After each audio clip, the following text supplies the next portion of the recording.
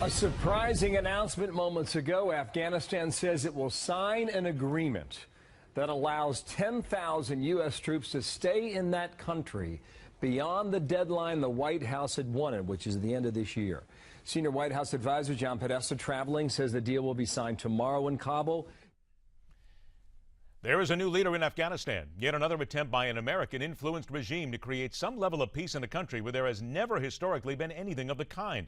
And our boots are going to stay there in what would seem to be the exact right thing to do. But of course, is it? Welcome back to Midpoint. Dr. Walid Phares is an advisor to the U.S. House of Representatives Caucus on Counterterrorism since 2007, author of The Lost Spring, U.S. Policy in the Middle East and Catastrophes to Avoid. Walid, thank you so much for being with us again. Thank you, Ed, for having me today. Secretary of State John Kerry is a very happy man. He calls Ashraf Ghani a gentleman, calls him the CEO, and seems to believe that this is indeed a positive step forward. But of course, you know that there are many people out there saying, in light of what we've seen in Afghanistan in the past, can we trust this new leader?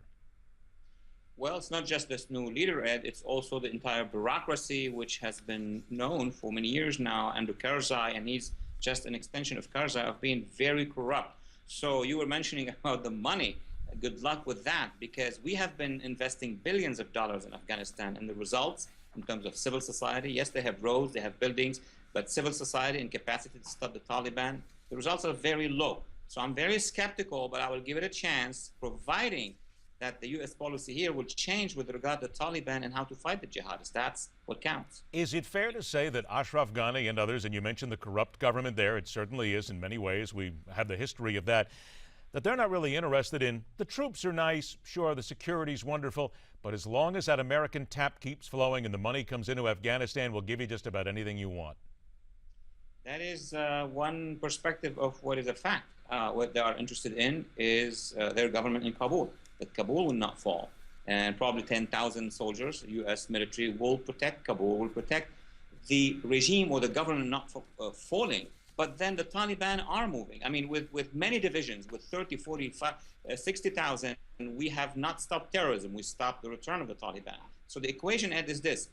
Once we bring them back down to 10,000, what is going to happen is we will maintain, the regime breathing, but then the Taliban are going to gradually take a lot of areas. And I do expect, not making that prediction, but expecting that at one point in time, this administration, before it leaves, is going to say, okay, we tried the 10,000, it did not work, now we're going to withdraw them. So you're thinking perhaps of a complete withdrawal and not any more troops in Afghanistan?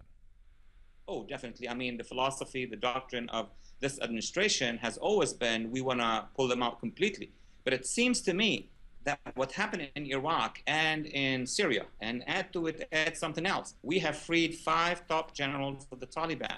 These guys in a few months are going to be back in Afghanistan and lead the Taliban return to some areas. The administration wants to avoid a potential catastrophe, meaning a full fall of the regime in the hands of the Taliban. So they're injecting some morphine and vitamin, 6 months, 9 months, 1 more year of maintaining the situation. By the time we have our midterm election, by the time we would enter the general election, presidential election, I can see the administration saying, okay, now we're going to draw down completely because now Afghanistan is an issue for Afghani to solve. Professor, with about a minute we have in this segment, we're going to keep you over for another and talk a little more here. But what you're telling us is that here is an administration that saw the failure of keeping troops on the ground in Iraq. They saw the disaster that created, the new terrorists that created, yet they are willing to do the exact same thing here in Afghanistan and basically just walk by and let the Taliban walk in. Is the Taliban not just waiting for this? This is the opening that they're desperate for.